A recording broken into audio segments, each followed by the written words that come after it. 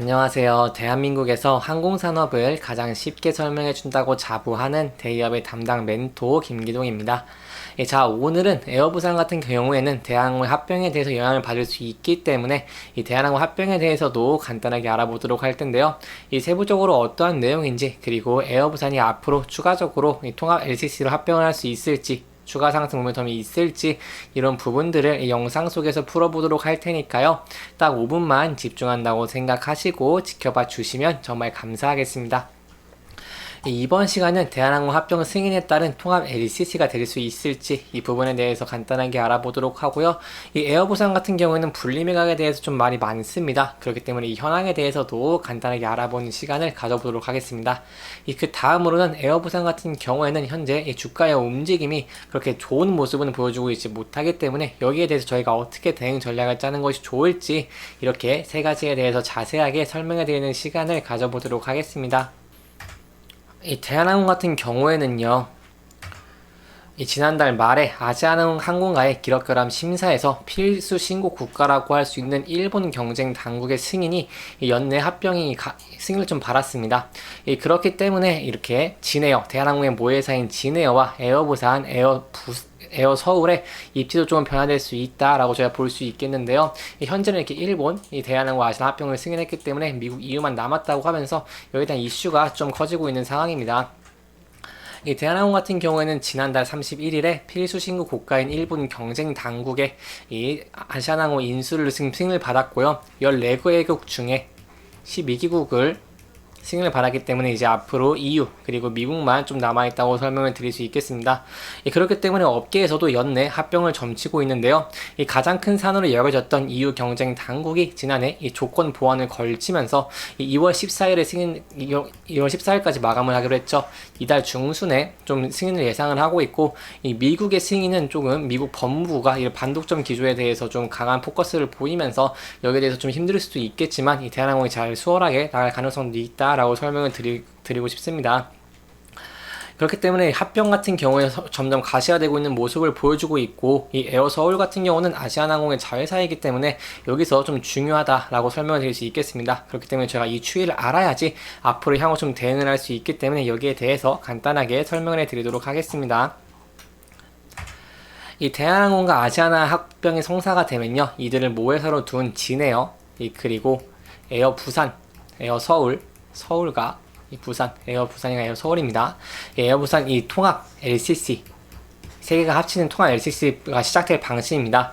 특히 세 곳의 보유 기재수가 50대를 넘기면서 현재 LCC 1위인 제주항공 42대를 가지고 있는 제주항공보다 이 몸집이 커지면서 중단거리 노선의 경쟁도 좀 치열해질 것으로 예상을 하고 있는데요. 그렇기 때문에 이렇게 연내 LCC 통합이 성공한다면 에어 부산의 매출까지 더해서 2조 원을 상회하면서 LCC 중에 1위가 될 수 있다. 통합 LCC가 이렇게 좀 크게 발전할 수 있다라고 설명드릴 수 있겠습니다. 여기에 대한 모멘텀들이 좀 있기 때문에 간단하게 내용들을 설명해 드리도록 하겠습니다. 일단 에어서울부터 설명을 드리려면요, 에어서울을 좀 모르시는 분들이 많이 계시기 때문에 여기에 대해서 간단하게 설명드리도록 하겠습니다. 이 에어서울은 2015년에 아시아나항공 100% 출자로 설립된 후에 이 지속적인 자본 잠식에 빠져있는 상태입니다. 이 모기업 아시아나항공이 타사의 합병을 앞두고 있기 때문에 재정 지원을 좀 기대할 수 없는 상황이고요. 여기에 대해 설상가상으로 일본 경쟁당국이 여기 부분에 대해서 이 서울의 4개 노선, 서울, 오사카, 나포로, 나고야, 후쿠오카와 이 부산 3개 노선, 부산, 오사카, 삿포로, 후쿠오카에 좀 경쟁 제한이 우려된다는 입장을 밝힌 만큼 이 추후 노선도 좀 반납을 해야 될 가능성도 있다라고 할 수 있겠습니다. 이렇게 일본이 주요 노선인 에어 서울도 이를 좀 나눠낼 수 있겠다라고 할 수 있겠고요. 이렇게 에어 서울에 대해 설명을 드렸으니 이제 에어 부산에 대해서도 간단하게 설명해 드리도록 하겠습니다. 이 에어 부산 같은 경우에는 이렇게 지역사회에서 통합의 반대에 대한 목소리가 좀 높습니다. 이 통합 이후에 아까도 말씀드린 이 일본 등 슬롯 반납이 발생할 경우에 에어 부산의 경쟁력이 약해지면서 지역사회에 좀 악영향을 미칠 수 있다는 그런 이유이기 때문인데요. 그렇기 때문에 분리 매각을 좀 요구를 하고 있는 모습을 보여주고 있습니다. 이 부산 지역 시민단체 등은 이 에어부산 분리매각 추진 협의회를 꾸리고요. 이 가덕 신공항의 성공적인 개항과 이 지역 항공산업의 활성화를 위해서는 이 지역의 힘으로 만든 에어부산을 부산으로 다시 가져와야 된다는 내용문으로 이렇게 결의문을 채택하기도 했습니다. 여기에 대해서 이런 두 기업, 대한항공과 아시아나항공의 기업 결합에 대해서 이 에어부산이 분리매각으로 책임을 져야 한다고 설명했는데요. 하지만 에어부산 측에서는 이런 자체적으로 내부적인 움직임이 없다라고 좀 설명을 했습니다. 사실 세부적인 내용은 봐도 에어부산이 이렇게 분리매각할 필요가 없습니다. 이 에어부산은 아까 말씀드린 3사 중에서 자산의 규모가 1조 원이 넘는 데다가 이 기재 같은 경우에도 기재가 좀 적음에도 불구하고 덩치에 걸맞는 수익을 내고 있기 때문인데요.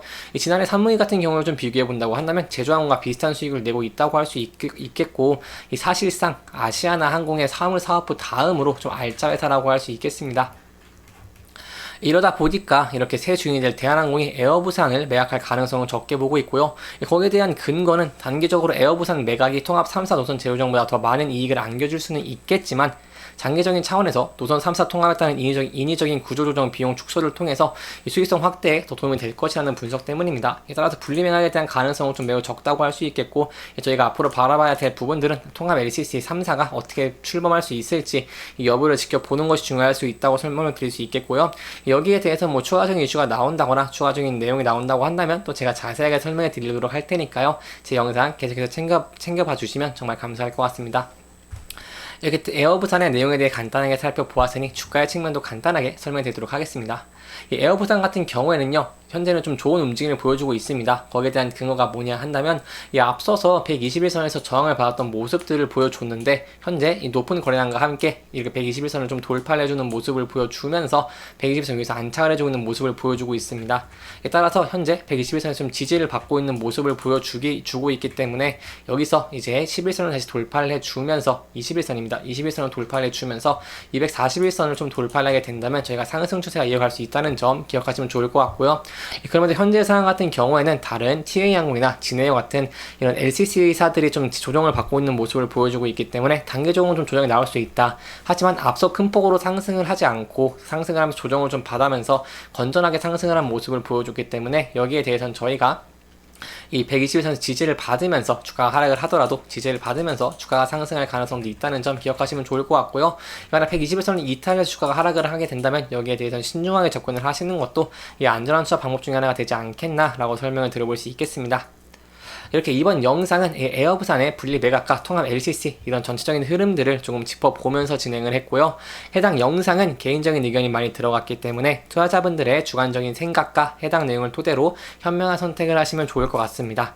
이 영상 잘 보셨다면 좋아요와 구독 부탁드리고요. 해당 영상뿐만 아니라 대기업에서는 그 누구보다 열정적인 멘토들이 많으니까요. 부디 타 종목의 영상도 시청해 주시길 바라며 오늘 영상 마무리하도록 하겠습니다. 끝까지 시청해 주셔서 감사합니다.